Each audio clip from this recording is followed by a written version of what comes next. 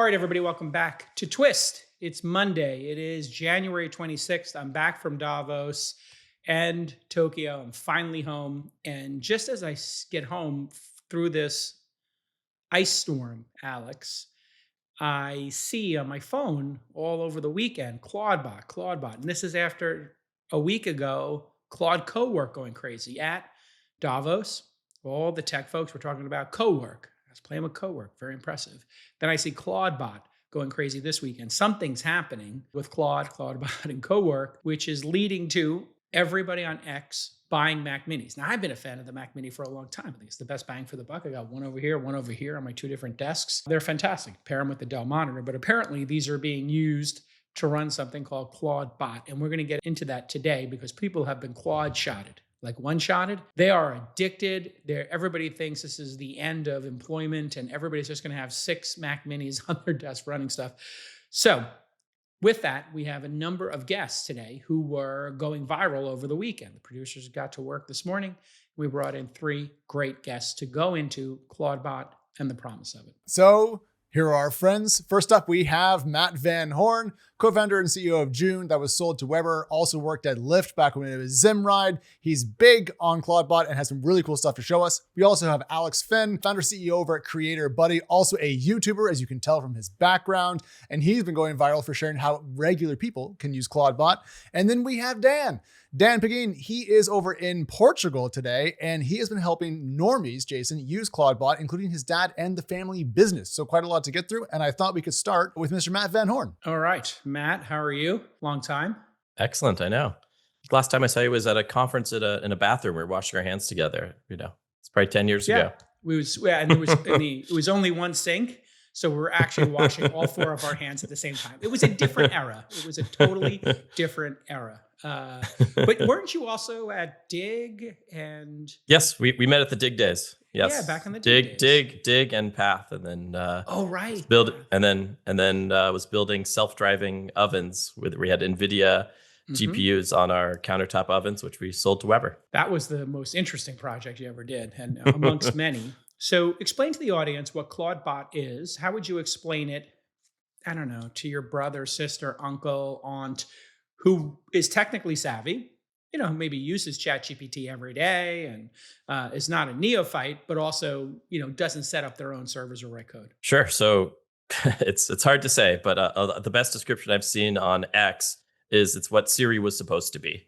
It's being able to access all your things, all your API keys, all your emails, calendar, etc. But it has a back end of whatever you want it to have. But most people I know are using Claude Code, which is extremely powerful, extremely intelligent, and control and finish a lot of tasks very well. So that combination, plus all your API keys, plus all your information, is creating this magical chatbot. Most people are using Telegram. Some people use WhatsApp. Some people use iMessage to communicate and do lots and lots of things. All right. Well, a demo is worth 1,000 words. Perhaps you could pop on your screen and show us an example of how this works. And this is a piece of software that people are installing on, say, a Mac Mini. I don't know why the Mac Mini became the default device for this, as opposed to firing up, say, an instance on EC2, on AWS, et cetera. But I'm guessing it's because the price performance of a Mac Mini is extraordinary. Yeah, Matt. So I'm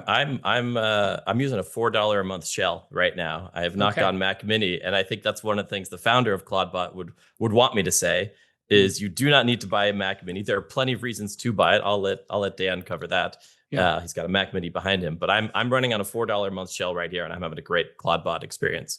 So one of the things that I did when I first discovered Clawdbot, back in the day, like 5 days ago, was I screenshotted my iPhone home screen and I said, hey, who of my apps I use the most, who has not made a skill yet for this, and who has an API? And it literally just went out, analyzed my screenshot, and proposed a bunch of tools. And so I said, okay, do it. Like, that was the extent. And so my most popular tool is an X search tool, where I've got like 350 users that have downloaded it. But it literally just plugs in your X key, your OpenAI, sorry, your Open XAI key, and can search for you. So Yeah, so this is my Telegram interface. So I was actually trying to ship a skill right now called Nano Triple. And so I'm actually going to try and do it right now. Hey, So Nano Matt, Triple. can you define what a skill is in the Clawdbot context? I'm not sure everyone's fully up to speed on that front, and it'll help understand what you're doing. And also, how do you install Clawdbot? Is it in a system tray on your Mac Mini kind of concept? Yeah, it's you copy. What I like to do to set up my setup is I used a Chat GPT window where I said, hey, this is my shell setup. You helped me set it up before, right? So I'm on this $4 a month plan. Be expert in this shell in my terminal. I want to install Clawdbot. Give me all the things to copy and paste into my terminal to make it successful. And then I was going back and forth between GPT thinking and my terminal window. If it gave me an error, I would just copy that error into Chat GPT and said, help, I don't know what I'm doing. And did that a few times. And then eventually I had a functional Clawdbot with very, very limited skill set to get it up and running. And so from a skill, go ahead. Yeah. No, skills, go for it. Yeah, so from a skill if someone else built a Nano Banana Pro skill where you just plug in your Gemini API key and you could just say to your Telegram bot, hey, make me an image of a cow, and it would do it. And for me, one of my biggest complaints I have with the web interface of Gemini is it only makes you one Nano Banana image. Like I want lots of options to choose from. So the skill that I started building literally at the gym earlier today on my phone. And by building, I mean just literally using Whisper Flow into my iPhone while I'm at the gym and saying, hey, can you make this? So Nano Triple is literally, all it does is it pulls in your Gemini API key and it always gives you 3 Nano Banana images every time you make an image request. So I literally just at 11:19, like right now, just published this. I haven't made a tweet yet. So let's say, hey, can you search X, which is another skill that I made, the X search skill. Can you search X for how I wrote my skill announcements for my last skill and write me a new tweet. Sorry, X post. So now it's going to do that. And oops, I should use Whisper Flow. But I could show an example of this one working right before. So Whisper Flow, for people who don't know, is a little system tray you can put on your Mac. You double click, I think, the caps lock key. It turns on dictation, and the dictation is better than what comes with the Mac. Yeah? Yep, exactly. So I said, okay, let's test it. Make me an image of a donkey on Mercer. This is literally at 10:51 while I was doing the pre-brief call with you all. I was working on this skill. And this is the first time it ever worked. Look, it gave me 3 donkeys on Mercer Island. And then I could be like, okay, can you modify 2 and remove the Mercer Island logo? And it would literally give me 3 more. And so this is a skill I built in the last 1 hour just by talking to Telegram right now. So my lobster is typing about kind of doing that research. But the other tool that I used was X search. So could use the X search tool. So this is what we were doing the demo before. Could use the X search tool to look up last 30 days, what people are talking about. So this is a Claude Code skill that I launched that searches the last 30 days for on X and on Reddit for anything, for best prompting tips. And said, look, found the chatter. It's you. It knew that I was at M. Van Horn for post promoting this, announced the skill, research any topic, return prompts, new releases, workflows, the examples, etc. And then it copied the tweet in here. So this is using my X search skill, which is my most popular Clawdbot skill so far. And my lobster is still typing as it researches my previous tweets so I can announce live on the air the Nano Triple skill. It made this draft earlier. And I was like, did you put it in the Clawdbot store? No. And I don't know how. You've done it before. Figure it out. And then I sent a link. Found it. Okay, pushed it. It's published. So this was literally during the pre-brief call. This happened, Jason. So it has made a draft for you there. And the way it did this was it searched X, it found your previous one, and it wrote one. And so what this is doing is through your desktop, now you're using the interface of Telegram, but you can use WhatsApp, Signal, or Message. You've got this running. It's running as your own personal Siri, is a pretty good analogy. You're making skills for it. Every time you add a new skill, it can go and perform actions for you. Now, you could have it do these on some regular occurrence. So you could say, hey, you could say, give me the top trending, give me what Donald Trump is talking about today. Then you could say, go research that with my 30 days across Reddit and give me a report every 6 hours or something. please set up a cron job every single day at 5 p.m. to search X for if people are posting about the last 30 days skill that I wrote. All right, so now it's going to do that. And then another skill that I built was, I've been back to Jason, what you're talking about. So Supabase is what I'm using for a database for a project and it uses Google Auth. And so Supabase is my database. And so whenever anyone signs up for this app, I get the email address of the person that used that. And so I set up a cron job on my Clawdbot that every day at 5 p.m. it tells me how many new users I have and what their email address is. And so it does that every day. Here we go. So cron job created last 30 days, X mentioned, scheduled daily. It'll search X for posts. Only if they're mentioned for people other than you. Oh, it added some intelligence. It doesn't just want my X post. Everybody loves getting a call back. And the faster and more efficient you get at returning phone calls, the more founders, investors, and hey, especially customers are going to appreciate you. That's why today's episode is brought to you by Quo, Q-U-O, the smarter way to run your business communications. Quo is the #1 phone system for small businesses. Hey, and get this, they're currently being used by over 90,000 companies, and 3 of my companies are in there. Here's how it works. Everyone on your team shares a single phone number. That phone number works from an app on any device or any computer, Mac, PC, Android, iOS. That means no more missed messages because everyone has access to the full thread. You can see all the text, you can see the voicemail, you can see the call history, and it's even better when it's after hours. Quo's AI agent will automatically log your calls and generate easy to follow summaries. So make this the year when no opportunity and no customer slips away. Try Quo for free and get 20% off your first 6 months when you go to quo.com/twist. That's QUO.com/twist. No missed calls, no missed customers. So essentially you created a very sophisticated, if people remember, Google News alert here that can search X. Now, do you need to have an X API key to do this, or does everybody with a paid account have one of those? How does that work? Because I know Elon had shut down the Open API. Yeah. Yeah. So there's different ways. So someone built a bird skill, which I'm not expert in, but that allows you to kind of, it's a little bit janky, but you use kind of your auth token. You kind of log into X and then like copy that over and paste it in. And so it's a hack. It's not what you're supposed to do.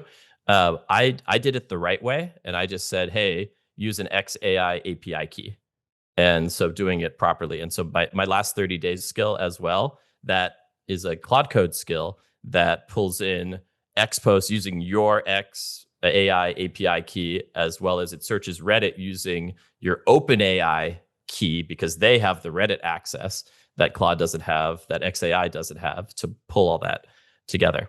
Okay, so I'm going around the horn here. Should we go to Alex or Dan next? What do you think, Alex? Let's go to Dan, because what he's doing with Clawdbot puts it into kind of a Normy context, Jason. He's helping his family's tea company automate and improve their operations. And I think that's going to take us kind of outside of the tech world a little bit. So Dan, first of all, hello. Thanks for being here. Hello. I'm the Normie. Well, Normie here. It's not an insult, I promise. Anyways, the con is yours, my man. Pull up your screen and show us what you got. Sure. So actually, I'm in Portugal. My parents are visiting and staying with me, and they own a small business, a tea business in Israel with 2 stores and an online operation and B2B operation. And my dad is 67, nearing retirement, but doesn't want to retire, but also doesn't want to hire more people. And I told him, let's just take everything that you're doing that's annoying so that you can take more vacations, and we'll let the agent, the Clawdbot, run the business. So what we started doing is, obviously he was excited about that. So we started recording him, and that's today, a few hours ago, basically chatting with the Clawdbot, sending voice messages to it via WhatsApp and telling it about the business and all the workflows that are annoying and time consuming for him, so that he can start delegating it the work. So give us the example here that you were talking about. Yeah. Also shared the actual chat, and I actually asked it to make some cute infographics for us. So this is Camellia OS. It's a group chat with my parents. We're gonna run the business from here. So we have a head of procurement, HR, payroll manager, logistics, customer support, business intelligence.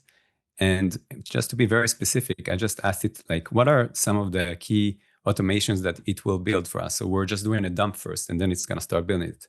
So for example, it said, I'm going to do HQ ordering, which is basically ordering from our provider. And that's a really annoying piece of job. It's like 2-3 days of my dad's time. It does this basically. It goes, pulls the data from Shopify, looks at sales histories, looks at the SKU, at the inventory, looks at the inventory on the ships, then needs to create an Excel with it and go over it one line after the other. It's very complicated. It's very annoying. And then he needs to email it to the supplier. So Camellia OS is just gonna do this. So tomorrow I'm gonna tell it build it, and it's gonna build it within like 10 minutes, and it's gonna go and pull all this information. You see what it's gonna do. I also asked it to do kind of like before and after. So there's other pieces of things that it's gonna do. It's gonna take they have some manual spreadsheet system where they go to the warehouse, and some people that are working there and take handwritten things and then take a picture and send it to someone. It's really messy. So just it's just going to run inventory, just as like what we have on the shelf. Yeah. Literally. Yes. Yeah. So they're just going to take pictures of it and send it to Camellia OS, and it's going to integrate it into Excel. It's going to clock hours. It's going to set up the shifts, which is a whole mess my mom does. The shifts for the workers you're talking about. Yeah, the shifts for the workers. Yeah. It's my mom every week needs to wait for them to put their hours, and then they don't do it on time. And it's all the things that she does manually, but she will integrate it here. Obviously, all these things could have been automated with some SAASes, but then it won't be completely automated, and it wouldn't be integrated with everything that we want to. But now we can integrate with all the systems, and everything would work together and orchestrate. So you keep the system of record, Shopify or Stripe, you're going to keep your same system of record. But instead of going into hunting and pecking in and out of these SaaS apps, you put the API keys in. Then you tell it the workflow, hey, give me what's low in inventory. Give me what's already on the ship. Then tell me the delta between those two. Then email our supplier what we need. And if you describe it, it's just going to run that in the background on this computer. And that's why people are having this fun time, like putting it on a computer. Yeah, I asked it to also estimate how much money this is going to save us. It estimates that it's going to save between $40,000 to $50,000 a year based on an operation manager at whatever the hourly that it does. Yeah, but they also have other savings like error reduction, key man risk, which is really a big one because my dad has all the knowledge. And it's really worrying my mom, and it's like it's a stress factor. Right, he's duct taped the business together. These small businesses, you wind up building a process with duct tape, and then here it's all just described to. Yes, and there's tens of millions of them. Everyone is going to go through this and basically have a system that takes care of all the things that have been time sinks for them, and they can think about how to grow the business, or to be more to grow the business, or come up with more innovative ways of doing things. So it's really Dan, great. A question about that, because your parents are a little bit older. This is not a software business that you're trying to fully automate. It's a tea business. I'm curious how you got to the point of trust with your parents, and getting them comfortable with letting Clawdbot do so much for them deep inside their business operations. Because my parents are around the same age, and it would probably take me like a month to get them to think about using it. The lucky thing is that they know me for 40 years and more, and have trusted me with decisions like that on tech, and it's been very useful. For example, they were on WooCommerce before, and then I told them we have to move to Shopify. It was like 6 years ago. We have to be on a stack that just improves over time, and it wasn't improving. So just an example, but they trust me blindly, and also they're really amazing early adopters by their own. Yeah, and what model are you using inside of Clawdbot here to power the stuff for your parents? This is Opus right now. Opus is obviously it's a genius. So Opus it's 4.5. basically yes. It's a bit expensive, but I mean for this I think $200 a month is enough. 200. So you can do this all with the highest Claude regular Max, tier Claude Max plan. Okay, so that's pretty affordable, Jason. $200 a month is it's not that much if you're running a business. I probably can cancel quite a lot of subscriptions as well. So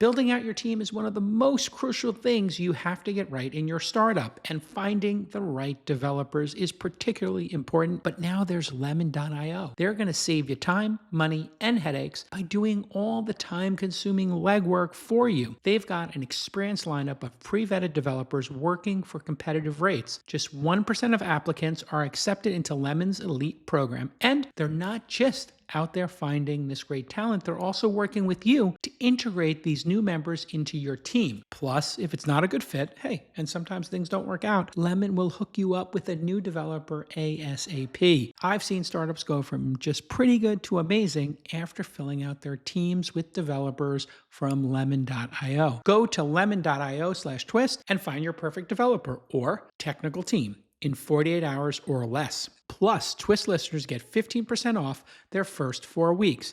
That's lemon.io/twist, LEMON.io/twist.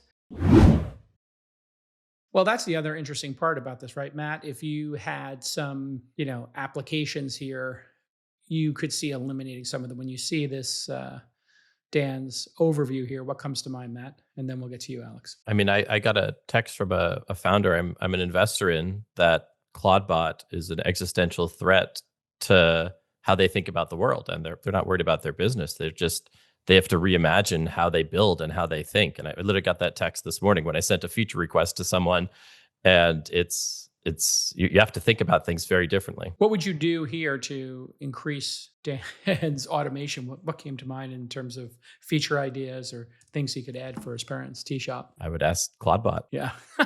Yeah. Clawdbot, what else can we do here? Fair enough. Okay.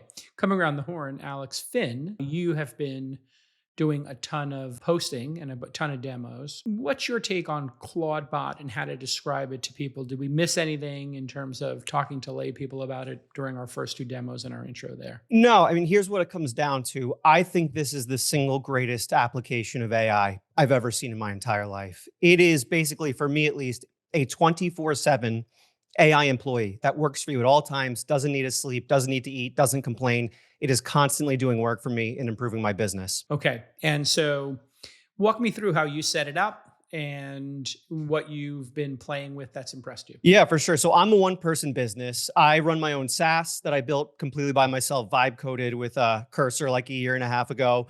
And I use this completely to manage my business and do work for me while I'm sleeping and do a lot of tasks I just don't have time to do. So this is my Clawdbot. And when I installed it and opened it up, I basically said, listen, I'm a one-person business. I work from the moment I wake up to the moment I go to sleep, right? I need you to take as much off my plate as possible.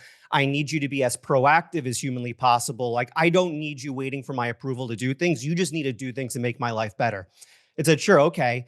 I then brain dumped everything about myself I possibly could, about my YouTube channel, about my SaaS, about all my content, about everything I do, my personal life. And it said, okay, I know a ton about you. I'm going to get to work. What's really powerful about Clawdbot, it is the only self-improving AI there is. And what I mean by that, it has basically infinite memory. Let's just do a refresh here. I have like 5 going at the same time, so sometimes it needs, here we go. It's basically infinite memory. So every time you tell it something, it learns and it remembers it, and then it does different work or improved work based on that. And so the first proactive thing it started to do is send me a morning brief. And what this morning brief does is a few things. One, it researches my competitors on YouTube. So it went on my YouTube proactively without me asking, saw what my content was about, found other similar YouTube channels, and now in the morning brief, it tells me about videos they post that outperforms their other videos. So I know right when I wake up, if there are YouTube videos that are trending in my competitors, that's like an outlier for their performance. So, okay, I can create content based on that because it's working well for them. It gives me trending news based on what I'm interested in, right? It knows I'm interested in AI, it knows I make content in AI. It read the New York Times, it found other things that were trending, and it gives me ideas for content. But what has been the most powerful out of all this is it builds stuff for me while I sleep, right? And if I have a Yeah, the stuff you just described is like a really good, like a smart assistant, a smart researcher, a chief of staff would say, hey, boss, hey, here's what our competitors are up to. Here's, some stuff that you should probably read. And I came up with a couple of ideas, or, our team came up with a couple of ideas. Now you've automated all that. which means you're eliminating like the position of chief of staff here or top researcher. And that's actually the job title I gave. So my Clawdbot's name is Henry, and I said, you're my chief of staff. So that's what it does. And AI ChatGPT gets you like 70% there of what I just described. The 30%, the extra 30% is the self-improving and the self-learning, right? Based on every message I send it 24/7, whether it's through the desktop or Telegram, it remembers that and includes it in all the morning briefs.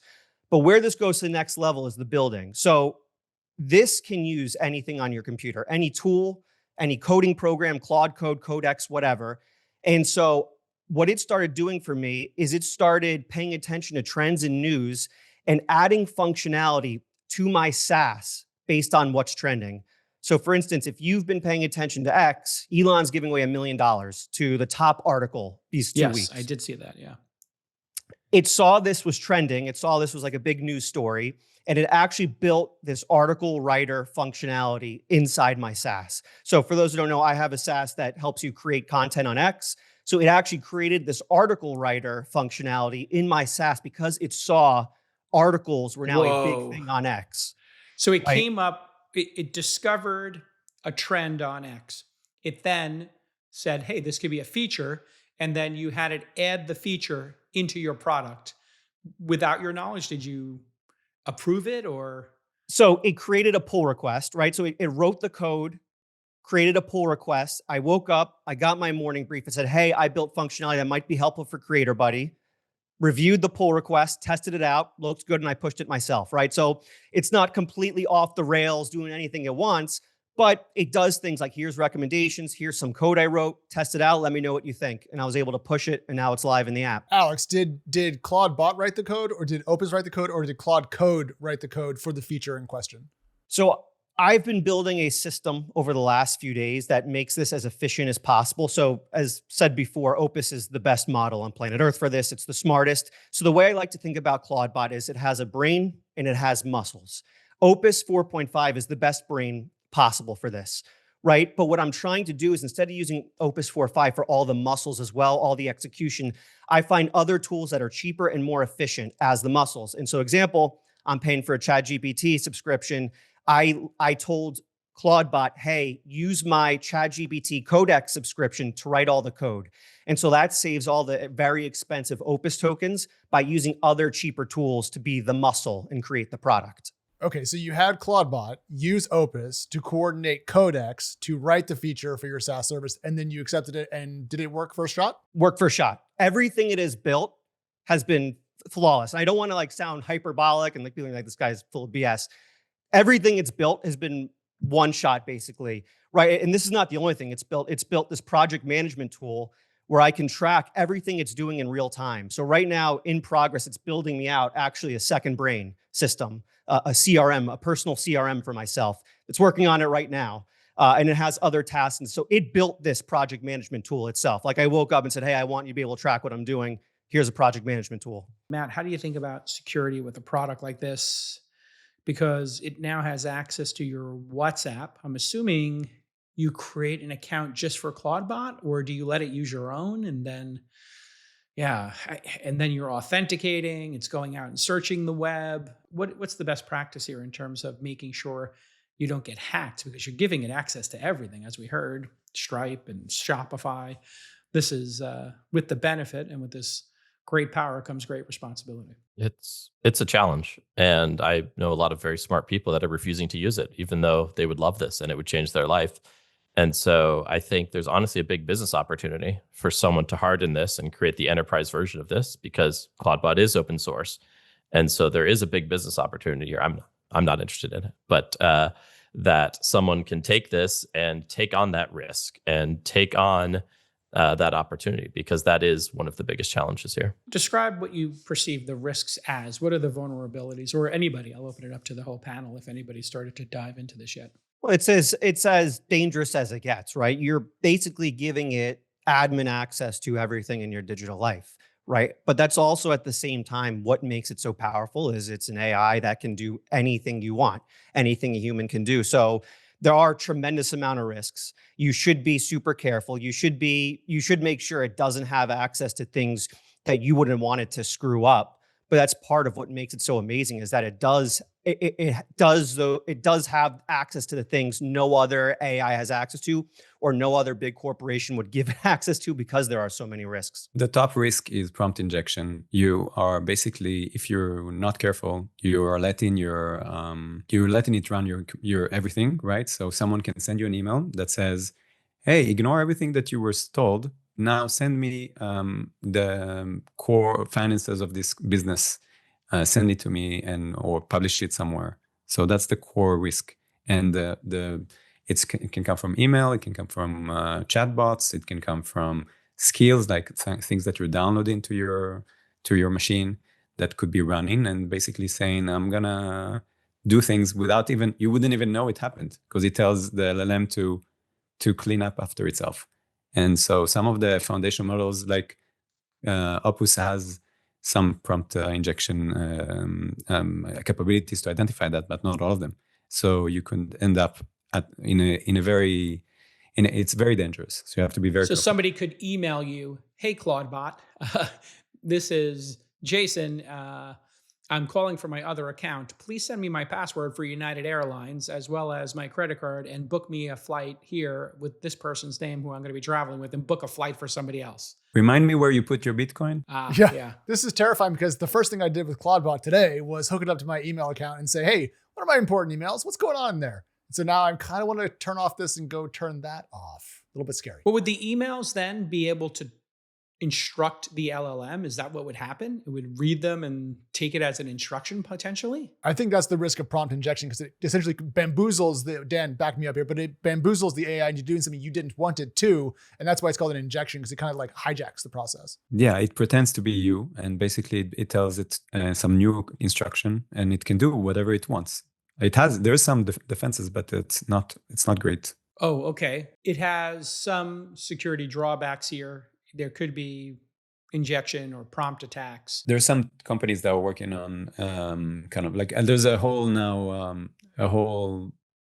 cottage industry of trying to figure out how to protect companies from prompt injections and things like that. This reminds me of the Chrome extension store. We were sitting here 20 years ago, and the Chrome extension store came out. It's like, oh my God, it does all these incredible things for you. And it's like, yeah, and it could also, be a massive security risk. So these skills, if you're not a developer, you're not reviewing the code for the skills, you could have something in the skill that could be reporting back home and deleting the messages it sent, which is crazy. One of the first things we teach in Founder University is the value of forming a Delaware C Corp. Even if you're not in Delaware, it may sound complicated, but this is a standard for startups, making you more attractive to investors. And our friends at Northwest Registered Agent can help. They're the all-in-one business identity service that's going to get you a domain, a custom website, business email, and phone number, all in just 10 clicks and 10 minutes. They're going to protect your privacy by using their own address on all public filings, and they're never going to sell your data. Plus, Northwest Registered Agent has all sorts of free tools and resources to ease the process of becoming a first-time founder and ensure that you can focus on building your business, not administrative tasks and paperwork. So get more from your Delaware C Corp with Northwest Registered Agent. Learn more at northwestregisteredagent.com/twist. What it comes down to is personal responsibility, right? You don't want to just start installing skills that you haven't read how they work. You don't want to just start connecting Clawdbot to every tool and just have it run wild and do whatever it wants. Anything that is this powerful, I think as Spider-Man once said, great power, great responsibility. You need to have a little responsibility. Read the things you install, right? Look at the things you do. Don't create it and then put it in a Discord, let anyone talk to it when it has access to your iMessages, right? So what makes it great is it has that power, but you also need to be responsible. Dan, you're working with a company that's doing this? Yes, a company that used to be called ActiveFence, very awesome company doing a lot of protection they used to do for social media, or they still do. And now they're doing AI safety as well. And they're launching Caterpillar by Alice, which is, it basically scans for security threats in skills. So now you have an AI that will scan skills that are being loaded in AI, and we've got AI on AI, black hat versus white hat security going on. Agent on agent, spy versus spy.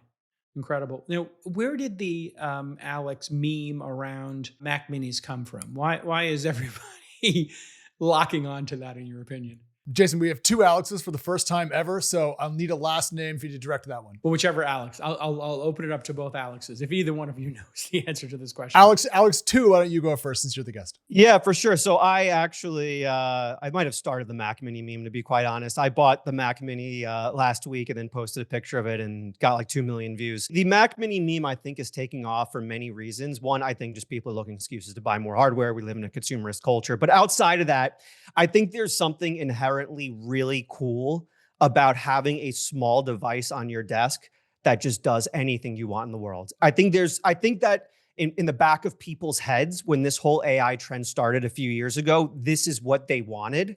And this is the first kind of amalgamation of that idea, the first meeting of that vision. And I think that's why, other than the fact I think it's a wildly useful tool, but other than that, I think this is why it's taken off so much, is the vision people have wanted, the sci-fi books, the sci-fi movies. Having a small device on your desk doing all this is just what people have wanted all this time. That was my take on it. I think it's R2D2 influenced. I think it's like R2D2 coded, as the kids would say. Like you want to have your little buddy. And if it was like a big giant tower, it wouldn't be as cute or appealing as this tiny little Mac Mini that costs $600 to do this. Now, what is the cost of all this going to be when you start putting up, Dan, your dad's business, and it's all said and done and it's running and you're using a lot of API calls? Is it just the tokens are so cheap today that you would have a hard time running through them? And Matt, same question, I guess, to you. Like, what are you seeing in terms of the bills coming back to run these? Yeah, so I think right now we're very lucky in that we're able, if you've got the $200 max Claude Code plan, you're able to do a lot without hitting limits. If Claude, for some reason, decides to disable that for Clawdbot, it would be the word is catastrophic that comes to mind. But obviously, Quen just launched, which you can run locally if you've got a Mac Studio. Like, there's the community already has backup plans they have. But I've seen friends not properly set up their Claude Code auth key, and they're spending $250 a day just on Opus API keys just by using Clawdbot because they didn't set it up properly with their authentication. And so, but I also believe that the cost of tokens is going to keep getting lower and lower and lower. But we're in this kind of free. If you're paying for the $200 a month Claude Code plan, you're getting a lot for free based on what tokens cost per token. And I think it's because people really want to, my perception would be Anthropic really wants to goose their revenue so that $200 a month, it's $2,400. If you've got, 10 employees with this, you're spending $30,000 a year. It's like a really juicy revenue stream, and people aren't looking at their costs. They're just looking at the revenue ramp. So at some point, I guess it's kind of like Uber or DoorDash discounting rides or deliveries, Matt, which we saw for, a decade, until such time as like the tokens come down, or YouTube losing money on storing people's videos for some period of time. Yeah. Absolutely. And again, the cost of tokens are becoming so much cheaper. Like if we look at the tokens we were using a year ago, which like can still be really useful for certain tasks, like they're like water now, right? And we're obviously this room is using the most expensive, best tokens in the world, but these are going to be like water tomorrow. And you mentioned the backup plan. What was that? Like running in a local LLM? So I set this up. I haven't triggered it yet, but I told my Clawdbot, okay, use my $200 a month Claude plan.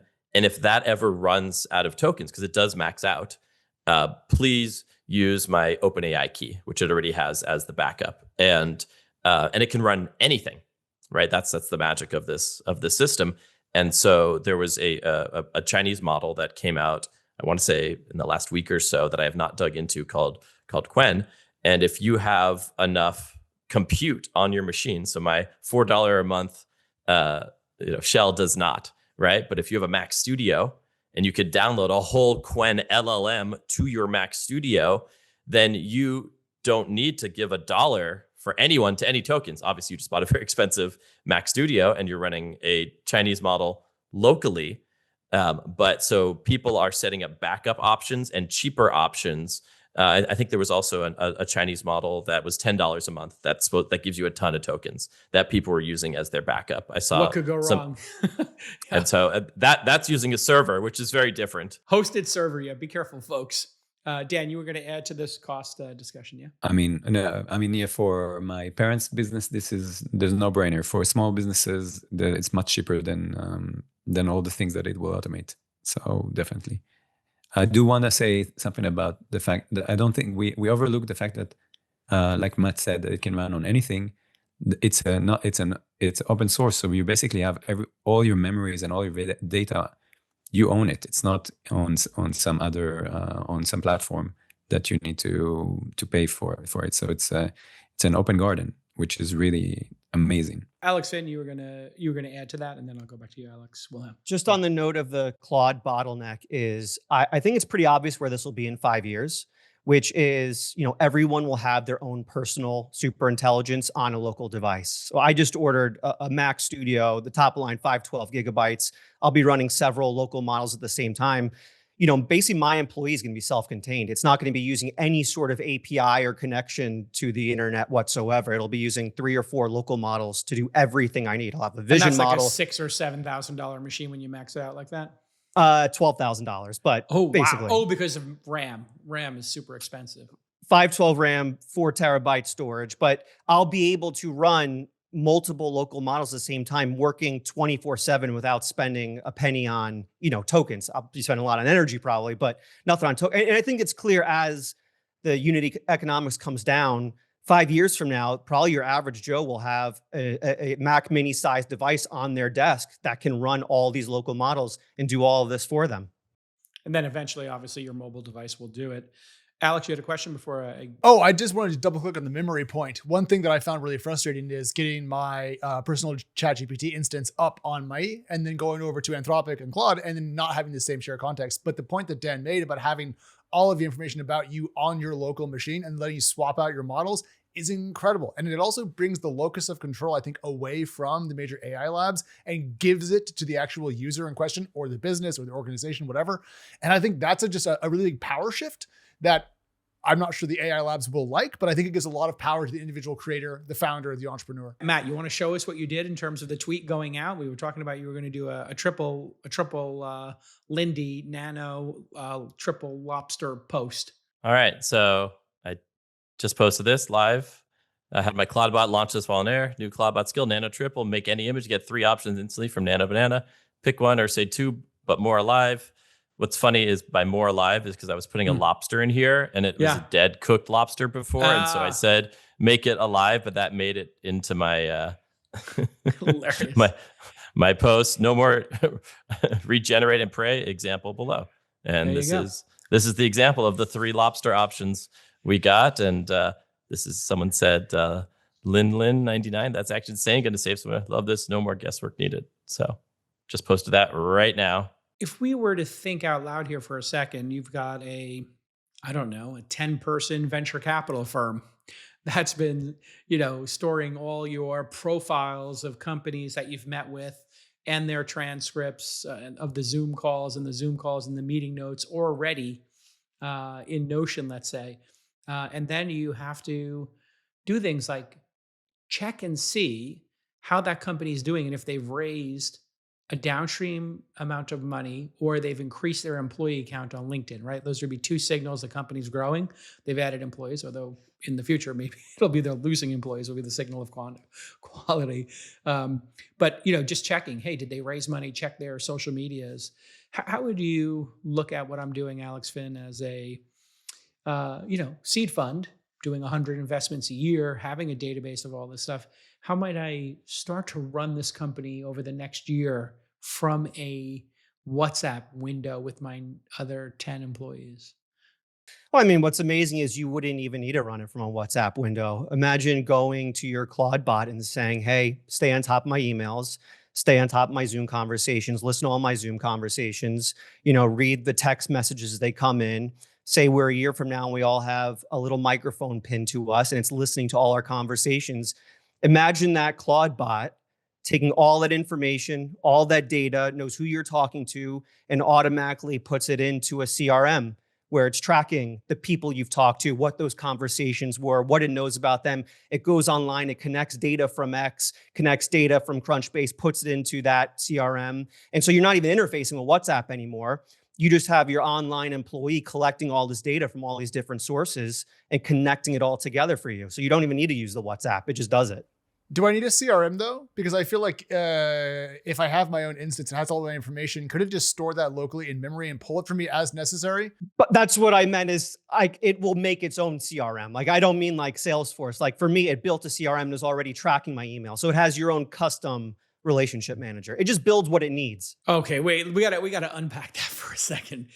It just builds what it needs. So you're like, hey, take all the inbound introductions to startups from my venture capital friends and make a database of the people who most frequently want to introduce me to companies, and then check those companies to see if they wind up pulling through and getting a Series A and eventually going public, and let me know my anti-portfolio.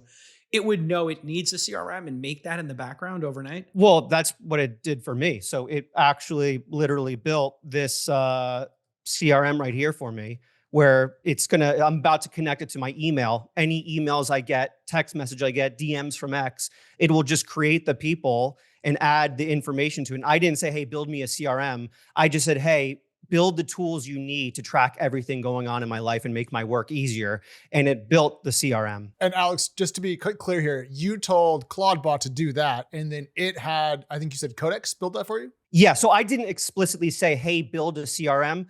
I said, hey, I'm running a one-person business. I'm very unorganized. I have a hard time tracking relationships. It built the CRM. It spun up Codex CLI and it coded it itself. It vibe coded itself for me. So the OS kind of disappears in the background and the agent just kind of does everything on its own. Matt, do we have any updates on you pushing your latest? We're like watching, Matt's like running his business in the background here while he's on a podcast. What's the latest? I don't know. Let's see. Let's see if anyone cares. You were going to be posting to GitHub, right? And you were going to... Oh yeah. Oh, it's live. It's live on GitHub. It's live in the skills there. No, it's both. So it goes to GitHub first, which my Clawdbot's authenticated for. Then it goes to CloudHub, which it's authenticated for. CloudHub is the place where all the skills live, Jason. So you can go scroll through them, kind of like a menu. How long has this Claude phenomenon been going on? When did this project first get released? I know it went viral in the last 5 days, but when did Clawdbot first get pushed? January 4th. And that's when they changed their name, apparently, and went to a new GitHub. But Peter, the founder or the creator, started working on it in November, I believe. This is kind of crazy. You know, this is the suddenly then all at once moment we talk about with technology. We've been talking about AI agents. We've been talking about automating jobs. We've been talking about vibe coding and being able to explain what you want and having a single interface and just-in-time software. All this stuff we've been talking about for 3 years, and that this would be coming. And somehow this one tool pulled it all together. What do we take from that, Alex Finn? Like, how did this happen all of a sudden? I think why this happened all of a sudden is because it's open source and because it was made by Peter and kind of a ragtag group of developers online. It didn't have the same sort of bureaucracy as Anthropic trying to do this. Anthropic released Claude Cowork a week ago, which is basically, this is the vision of Claude Cowork, basically. But you can see what happens when you have bureaucracy versus open source, do whatever the hell you want, right? Claude Cowork basically can edit a spreadsheet. That's the extent of what it can do. And this can do, quite literally anything, nuclear bomb your entire digital life. It can do anything. Alex, isn't that the point? It's not bureaucracy, it's safety. Like if Anthropic released this, they would get sued for people that crash their life. But because it's open source, there's no need for guardrails. So we can just go a little bit wild, but also Opus 4.5 helps too, yeah? Oh yeah, for sure. I mean, Opus definitely helps, but it just kind of shows you from an application perspective, when you don't have safety, guardrails, bureaucracy, although there is definitely positive points to those things. I'm not crapping all over safety and bureaucracy, but you can just see what happens with velocity when you can just go online, build things, and it's open source, which kind of convinces you open source might win this entire thing at the end of the day. That is interesting because somebody's going to have to build a hosted version of this, an enterprise grade version of this off of the open source product. There's so many opportunities. Enterprise services, so implementing this for the normie, for the average person to make sure it's safe. I mean, there's $1 billion. Like as a consultant, but WordPress had hosted WordPress and then VIP WordPress, obviously Mongo. This is just a tale as old as time at this point. So I wonder if the founder has taken the VC money. I saw he was like, I'm getting a lot of inbound from VCs. This company's going to be worth $1 billion next week at this rate, but it's so deflationary.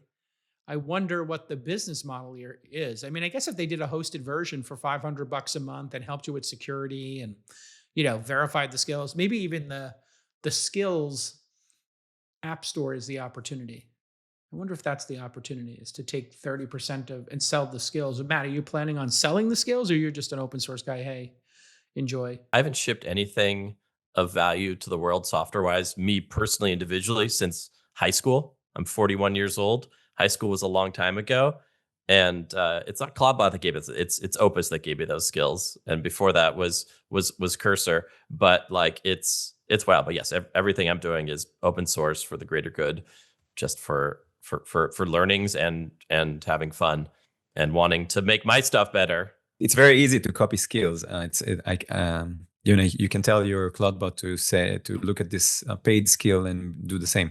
Right. It's like templates or something like that, or design. If you now have this incredible LLM and somebody made some beautiful design, you can say like, hey, I love the design of these 3 websites. Make me something that's better than these 3, and then tell it, I'm going to put a gun to your head and I'm going to turn you off if you don't make it better. And then you threaten it and it does 10% better. Where will we be, Alex Finn, in a year? We'll come back in a year. Where will we be? Where will this be? 1 year from now, I think significantly more people will be using this. I also, unfortunately, I think this will be one of the biggest accelerators for job loss. This is the closest to replacing a human being I've ever seen from any technology in my entire life. This is as close to human as it gets. And when, we're right now in the very beginning before the, I think, acceleration phase of this technology. When it starts catching on in the small businesses, then the enterprise figures out how to do it safely. This is the closest replacement I've seen to a human being in my life. So I unfortunately think this will accelerate that disruption as well. Dan, what do you think? A year from now? I completely agree. I think not even in a year. I think within a couple of months we'll see, or even 3-4 months, we'll see thousands, hundreds of thousands of businesses using Clawdbot in some form, whether it's packaged by a company or not. And we'll see a ton of improvement in their efficiency, and probably they'll have less employees for whatever they're doing. Or you you move from tea and you get some coffee going there and you add 3 more SKUs, right? You just keep building businesses. Exactly. We'll have more time to open actual physical stores, which we're bullish on because of the experience. The human experience. Dan, it's interesting you made that thread from Alex Finn.